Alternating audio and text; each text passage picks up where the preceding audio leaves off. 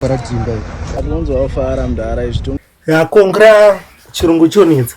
Ya makorokoti kuna mukoma Dhimba watenga mota. Dhimba ndo mukomana uya akatigamuchira pagate dera teda kuona Naiza bhoma akatanga kubuda pagate.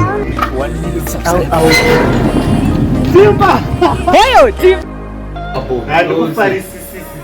Okay, uyo ndakagara naye paside ndinaiza boom. The man behind the biggest comedy channel in Zimbabwe.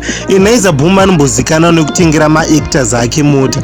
Kutogara chingoona chingotengerwa mota one by one. Saka this time Dhimba atengerwa mota nyama. Atonzo afara mdara izvitongotendwa kuna Mwari. Yamuisa takashanda nawo nemafans edu. Ndo waita kuti tisvike pari nhasi. Tikwanise kuachievao zvinhu zvakanaka kudai so. And one of my favorite video pa Naiza boom this month ndo rakaactor Dhafu ari mai vaDhimba iri.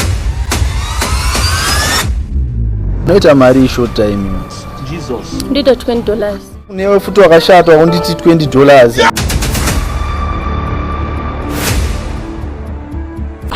Nawe Dhimba. Uri kundidarikira usikundiona. Kuchechi. Handei. Mama ndinozandu. Afa matira. Matira kwapi wakuti aufa. Iwe, handi ndoya kutashira mkedu kwa kandikecho akabeka nipatino nipa $40. $40 yakwenda anofamba kwanza ita shamani. Ina ndisula usuzu wetu za utoto kwa tashira. Ya manje nchaenda kuna Dhimba ndozokutagisa hii video ndina Dhimba ndiri mumota yake man. And thank you for 6,000 subscribers. Tapa duze pekuti tiriche 10,000 subscribers. Ende tikasvika 10,000 subscribers. Munhu yesada kupinda pa Hasta PV YouTube channel tichange tichimushedza. Torai namba dziri pa screen idzi. Notoda kuti musi watosvika 10,000 subscribers. Munhu wese aingoshuvira kuti ada kupinda pa mavideos angu. Ndomukana wekupinda. Hasta P.